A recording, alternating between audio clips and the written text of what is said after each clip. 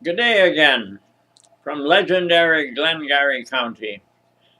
I'm 90-year-old Fred Cappuccino, and today's story is about the group therapy that Bonnie and I experimented with as recorded in Chapter 4 of that celebrated and seductive book, Bonnie and Her 21 Children. Back in 1957, around the Stockyards area of Chicago, there were half a dozen Protestant ministers who met to commiserate and celebrate with each other. One fellow asked if the rest of us would agree to be in an experimental group therapy for his thesis.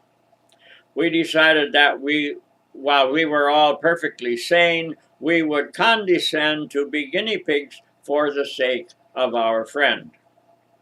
At our first session, we all bound ourselves to secrecy. Several of us confessed very confidentially some behavior we regretted. After that first session, we decided we weren't going to get anywhere unless our wives were there with us. Because after all, we didn't have any problems. They were the ones that had the problems. So we invited our wives.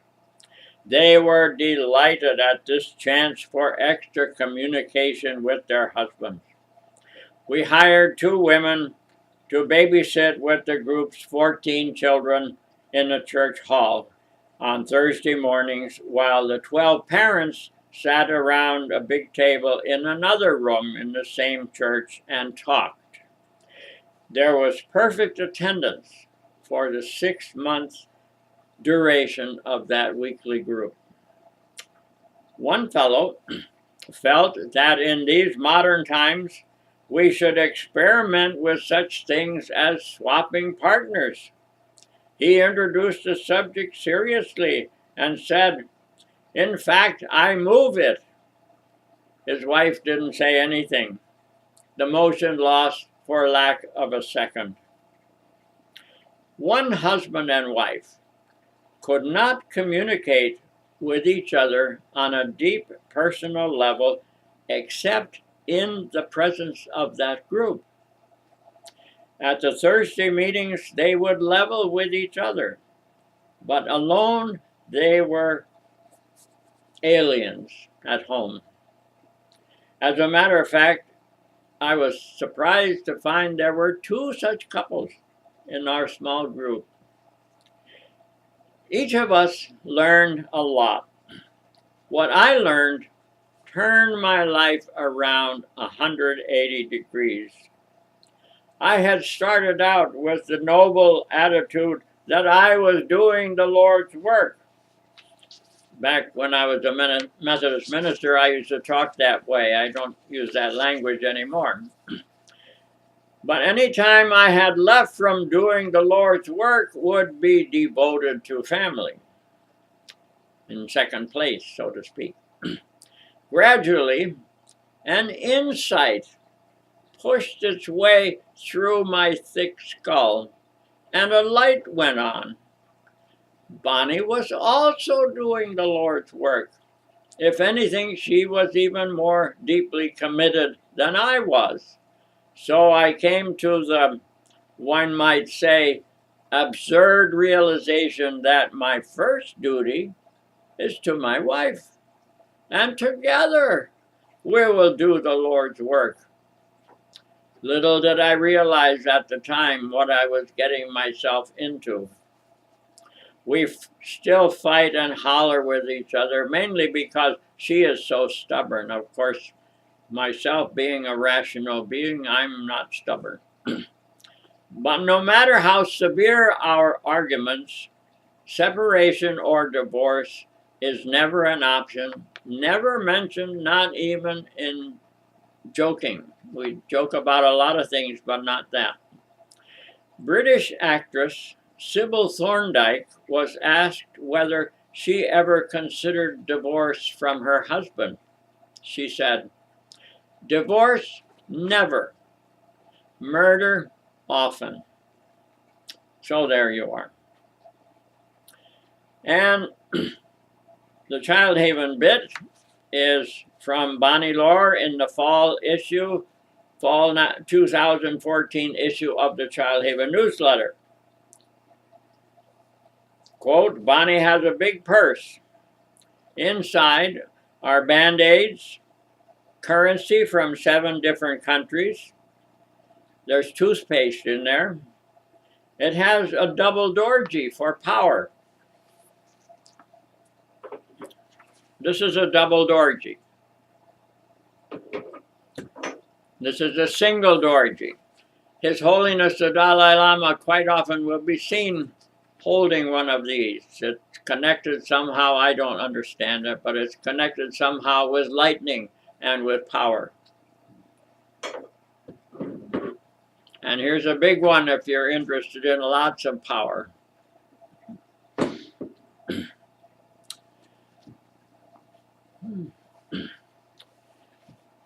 The purse also has some things she confiscated from her husband for fear he would lose them. I never lose anything. But these things are buried near the bottom of her purse. One day, I put my foot down. I decided I had a right to search for my stuff since she really couldn't find it and didn't want to waste time looking. She had more important things to do, like cooking supper. So I got a sheet of paper and started listing the items in her purse. Combs, 4. Toothbrushes, 3. Little bottles of eye drops. Her left eye doesn't close completely, so she has to add drops several times a day. I was getting confused looking down into the cavernous inside of her purse, so I took courage and dumped it all out on the table. She was gone for the moment. Old dollar bills, 2. Chopsticks, 3 pair that were still covered in the paper. Spare rings for her fingers.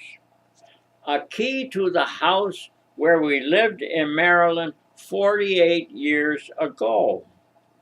A photo of Richard Gere with his hand on Bonnie's shoulder. Actually, she told him, Mr. Gere, I'll give you just 20 minutes to get your hand off my shoulder. There is also a tube of balm for a cow's udder. We had cows 20 years back. And many other items, too numerous to mention. That's just the purse she keeps in Canada. She has another one she takes to India. It's much heavier.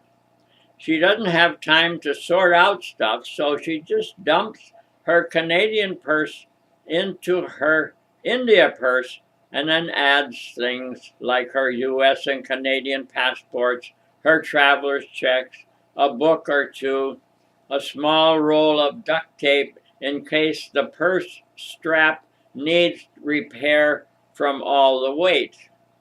She has an assortment of serviettes from various memorable events. She doesn't use these because they might have some sentimental value. She said it's full of lots of stuff because nosy customs officials are less likely to find things she'd rather they didn't see. In India, her purse is called the magic bag. Whatever you need is there. Of course, having a chivalrous husband, she rarely has to carry the bloomin' thing herself. But then she always did take advantage of me.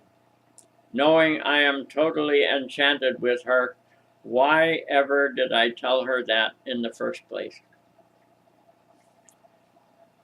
Then moving on, my friend Jean Ahmed in our Ottawa Unitarian Fellowship, actually my former friend Jean Ahmed, saw me coming into a potluck dinner at the fellowship. She said, Fred, because we had a few complaints about last year's dinner, we're being very careful about the program this evening. to do it right. So I have to ask you what you're carrying in that box. With my usual quick thinking, I said, it's only my 3 pet skunks. And Jean said, okay then, bring them in. For a moment I was afraid it might be your auto harp. So, there is an auto harp, which I love, and we're going to sing Springtime in the Rockies.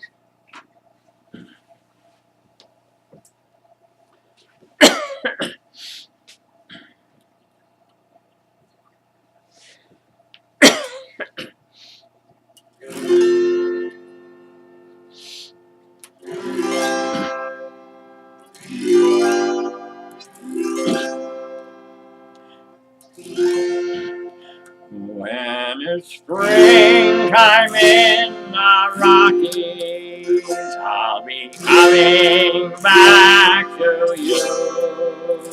Little sweetheart of the mountain, with your bonny eyes of blue. Once again I'll say I love you, while the birds sing all the day. When it's springtime in the Rockies far away. That's all. Thank you for listening. See you next time.